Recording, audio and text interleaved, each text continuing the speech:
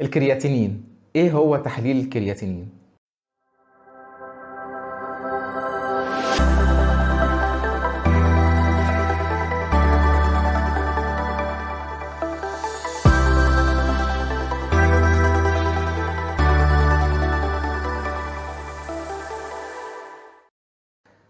السلام عليكم ورحمة الله وبركاته. ايه هو تحليل الكرياتينين؟ تحليل الكرياتينين ده اهم تحليل بنطمن بيه على وظائف الكلى. التحليل ده بيتعمل في البول او الدم. بس الكرياتينين ده بقى عبارة عن ايه؟ هقول لحضرتك مثال بسيط عشان تستوعب الفكرة.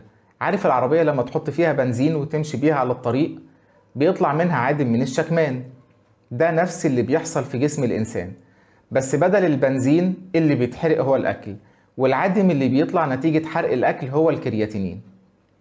يبقى حضرتك لما تحرك عضلات الإيدين أو الرجلين أو الرقبة أو عضلات الظهر، حتى حركة القلب والمريء والفكين والمعدة وأي عضلة في الجسم، العضلات دي لما بتتحرك بتحرق الأكل وبينتج نفايات في الدم. النفايات دي بقى يا سيدي هي أملاح الكرياتينين. الكلى الجميلة بتاعتنا بتجمع الكرياتينين ده من الدم وتخرجه من الجسم مع البول. طب لو في مشكلة في الكلى وكفاءتها قلت، أملاح الكرياتينين دي بتتراكم في الدم وتسبب تعب أو انتفاخ حوالين العينين وورم في الرجلين من تحت في القدمين، وممكن كمان تؤدي لقلة الشهية، انت مش عايز تاكل. ولو الموضوع ده استمر بدون علاج، الجسم كله بيتنفخ ويدخل في مرحلة تسمم. النسبة الطبيعية لأملاح الكرياتينين في الجسم بتختلف بين الرجالة والستات. يعني مثلا بتكون لغاية 1.4 عند الرجالة و1.15 تقريبا عند الستات.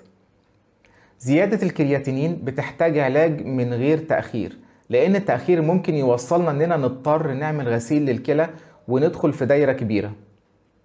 يا خبر، ده الموضوع خطير جدا. يعني أي زيادة في أملاح الكرياتينين معناها إن الكلى باظت؟ الحقيقة لا، في حالات بيرتفع فيها نسبة الكرياتينين لفترة مؤقتة وبعدين ترجع تاني لطبيعتها. يعني مثلا الست الحامل ممكن يعلى عندها الكرياتينين شوية وبعدين ينزل تاني. لو لعبت ماتش كورة جامد أو تمرينة حديد محترمة ممكن ترفع الكرياتينين شوية وبعدين ينزل لوحده.